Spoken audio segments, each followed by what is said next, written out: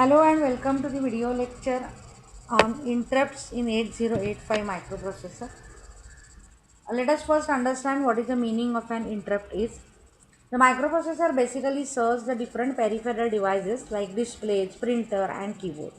These peripheral devices they want to communicate with the microprocessor, but there are actually two methods of communication with the microprocessor.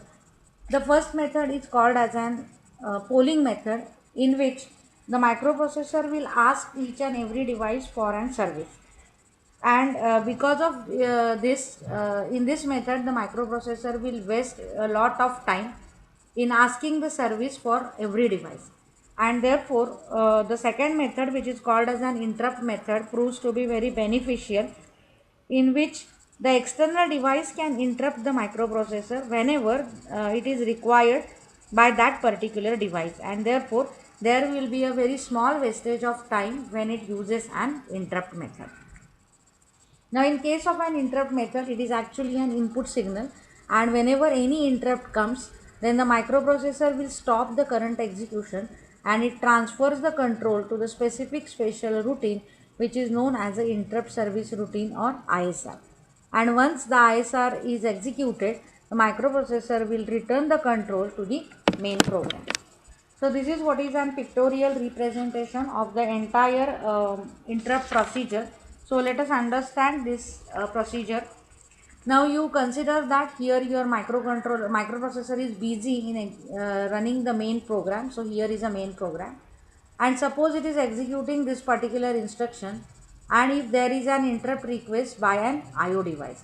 So whenever an interrupt comes, then the microprocessor will execute the current instruction whatever it is executing, and after executing that particular instruction, it will stop whatever it is doing and it will send an interrupt acknowledgement signal.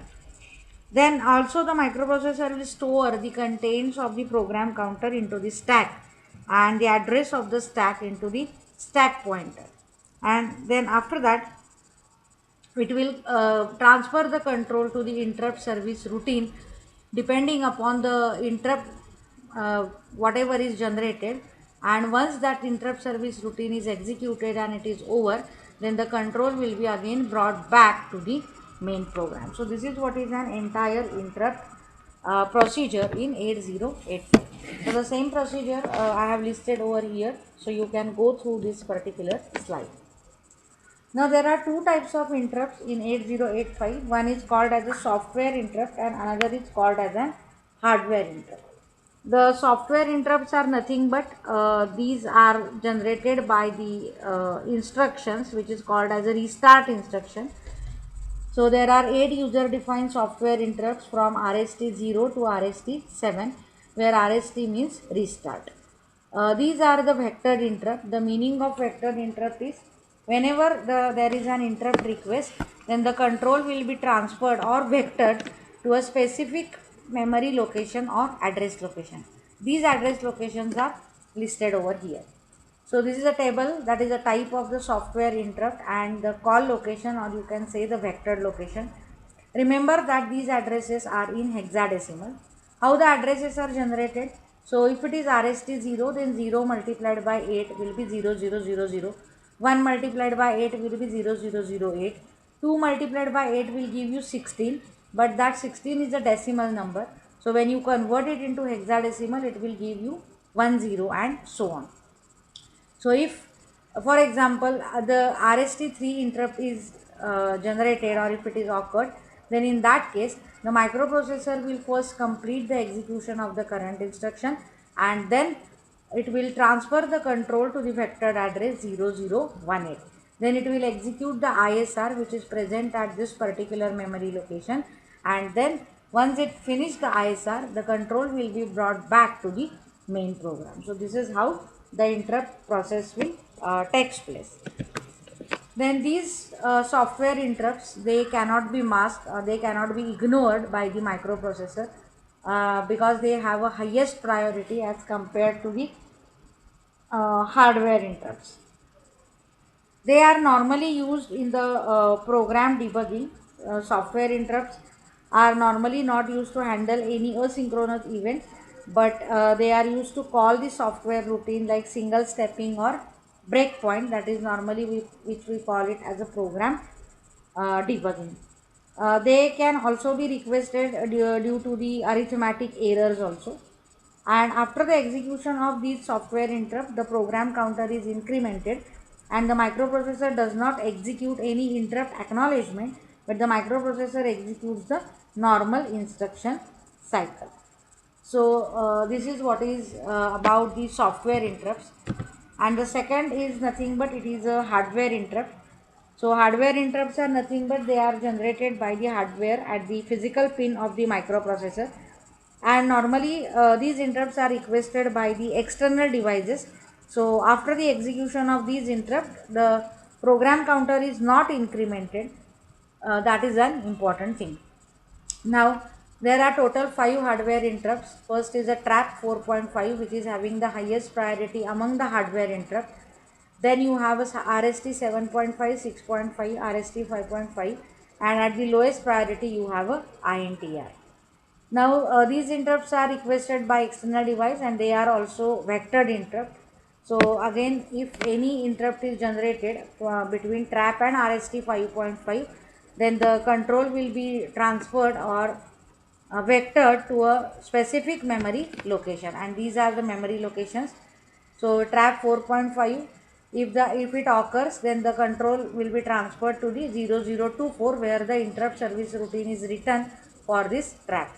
Then you have RST 7.5, then control will be transferred to 003C. Again remember, these are hexadecimal addresses. When you multiply 7.5 by 8, you will get some decimal number, and when you convert that decimal number into hexadecimal, you will get this particular address. And the INTR, which is the lowest priority, is not a vectored address, vectored interrupt. That means there is no any vectored address for INTR.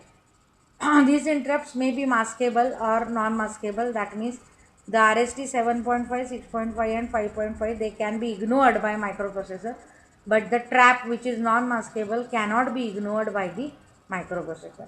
But remember that all these interrupts, they have a low priority as compared to software interrupt. So if there is any one of the software interrupt and if any of the hardware interrupt is there, then the microprocessor have to execute the software interrupt first. That is very important. Now remember that the question is always asked in an exam about the hardware and the software interrupt. So in that case you have to write all these points in hardware and software interrupt. Also they can ask you about the vectored and the non-vectored interrupt. So in that case also you have to mention. So in case of a non-vectored interrupt, the interrupt which does not transfer the control to any specific memory location is called non-vectored. So in this table, if you can see, this INTR is actually a non-vectored interrupt because it is the only request which is taken by the other device, and it does not transfer the control to any memory location. And but the all other, that is trap, RST 7.5, 6.5 and 5.5, they are vectored because whenever they are called or whenever these interrupts are generated, the control will be transferred to this specific memory location.